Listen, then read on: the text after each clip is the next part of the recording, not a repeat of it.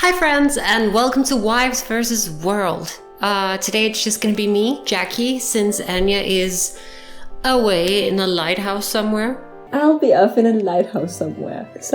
And so I thought today maybe I could just talk about something that was very me-centric. Yay, it's Jackie time! I think some of you may wonder or have a lot of questions about my transition, and I can probably not get around to everything without having some prompts or some direct questions about that. More on that later. But I thought I would just talk a bit about how I knew I was trans and maybe also when I knew I was trans. So how did I know? For me, gender has always been sort of a weird thing, and the only thing I've always known consistently was that I didn't do it right. Because I remember that as a child, I was always very quiet. I was really into just reading books and being by myself. Of course, I had a lot of friends, and some of them are still around, but I was not a very physically active child, very small, very, some would maybe say feminine. But I remember, especially as a young child, I was happy. I was just doing my thing, I was just having a good time. But as things moved on, as I grew a bit older, I was always picked on, I was always left out, I was bullied, and I was definitely not like the other boys. Oh, you're being such a girl about it. Well, why indeed? So when did I know? Well, honestly, I don't think I had a very strong concept about what my gender was as a child. I mean, that was, I think when I turned around 10 or 11, things started to congeal. Like, it was around puberty that I found out I was different, but I didn't have a word for it, so it was all very confusing, as it is. Puberty is never easy, but it feels like there was a layer to mine that a bunch of my classmates did not have to worry about. Like, I'm not an advocate for gender segregation, but I mean, it just hurt so much that I was relegated to the boy group. And I think at the time I would just as easily have been left out of that whole thing. It's not that I felt necessarily like a girl. It's just that I did not at all feel like a boy. So that was interesting, and we did not have the word for it back then. This was the early aughts. The 2000s. I was brought up in a very gender neutral way, I would say. I don't think either of my parents had any super strong gender expectations. It's not like it was super important to either my mom or dad that I was brought up playing football or being a little boy, stuff like that. I could just basically do what I felt was what I wanted to do. So if I wanted dolls, I would, if I was lucky, I would get a doll. We didn't have a lot of money when I was growing up, so, sometimes you could get away with getting a toy, and I would have, I remember I had a mermaid Barbie doll that it changed color when you put it into warm water. That was really something. Like, I grew up in my older cousins' hand-me-downs, and that was, I mean, they were both girls, so it would be, imagine like late 80s fashion. It was pretty good. And I would even grow my hair out with, like, no complaints. But then again, I was a nerd, and I was really into Lord of the Rings, so maybe that was just, oh, well, our child is into elves, what can you do? I guess I knew to call myself trans when I was about 15 or 16, I guess. I saw this British documentary about some trans men, and some of them had been doing it for a while, some of them were starting out, some of them were excited for like phalloplasty and stuff like that. And I remember just thinking, wait, they can just do that. They can just be themselves? Can I? I think that was the takeaway, and from then on I knew, even if maybe I weren't being that honest with myself, I knew that there was a word for me, and that was trans, and trans was not a good word, so yikes.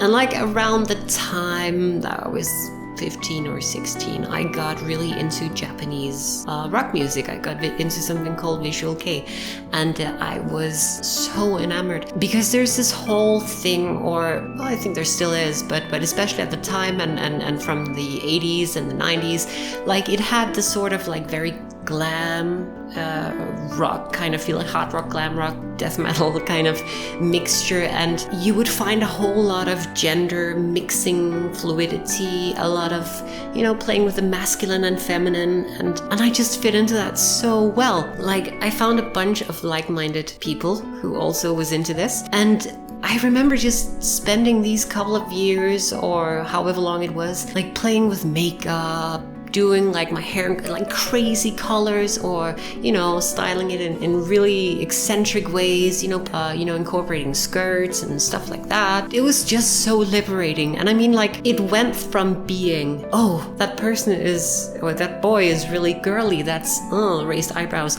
like it went from that and then to just, oh, that looks like a Satanist kind of thing. And that was very empowering, because suddenly it was not that I was doing gender wrong.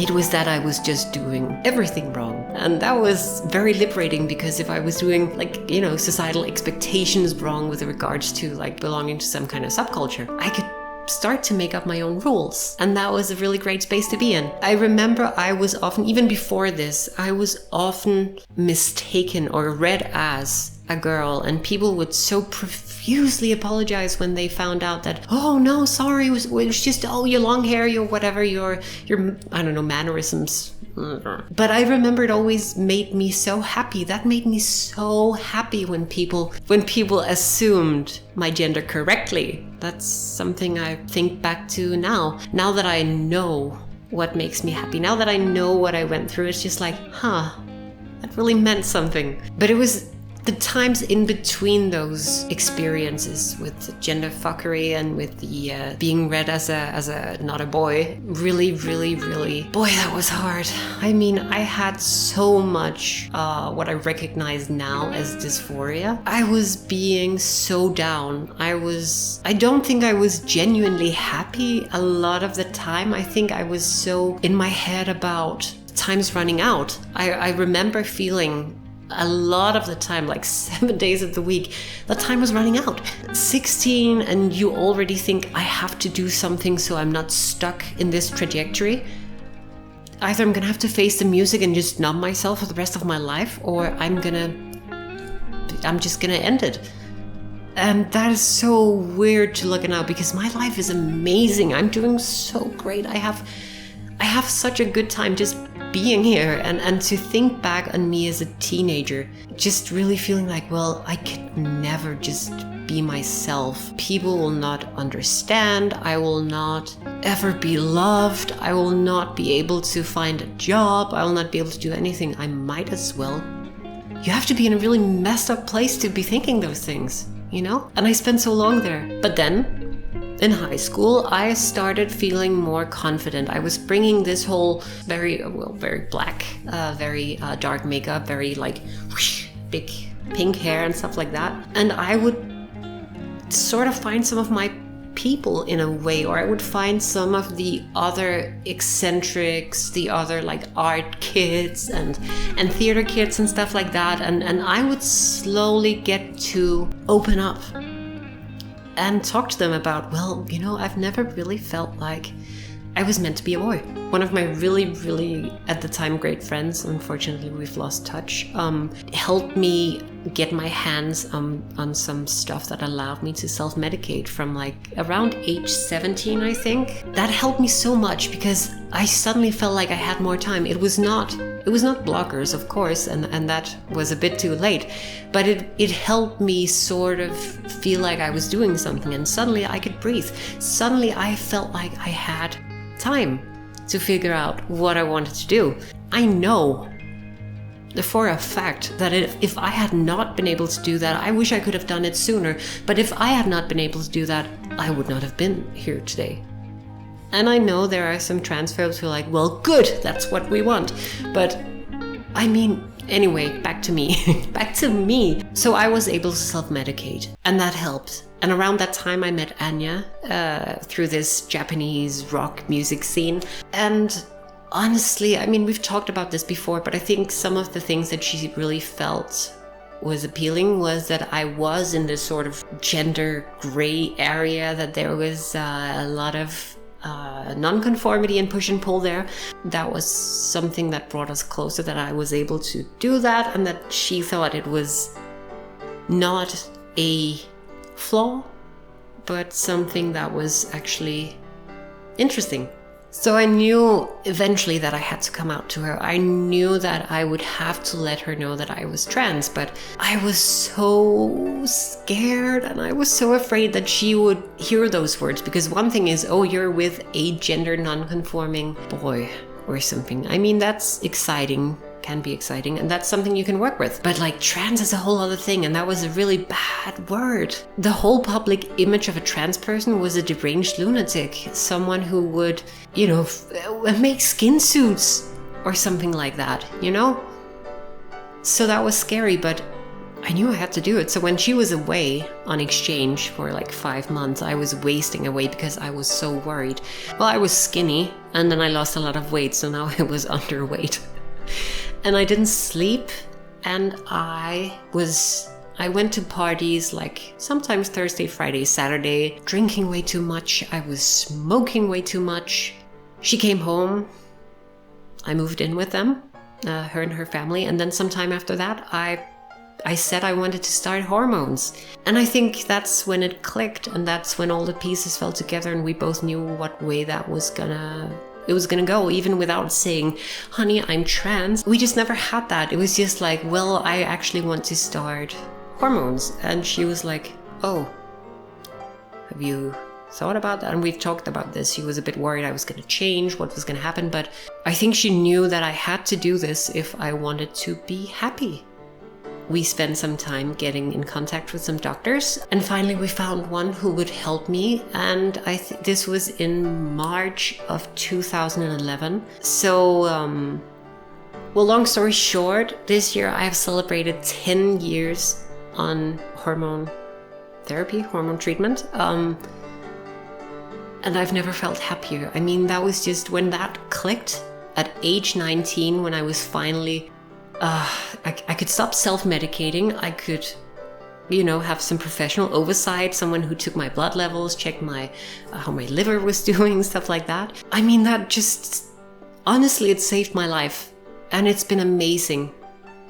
I was told by everyone, you know, in the months after that, the years after that, that, wow, you seem so happy, or you smile so much, or you seem at ease. And I realized that for them to say that, or for them to unprompted say that, it must also mean that I was not hiding my depression or anxiety or gender dysphoria or stuff like that. I was not hiding that as well as I thought.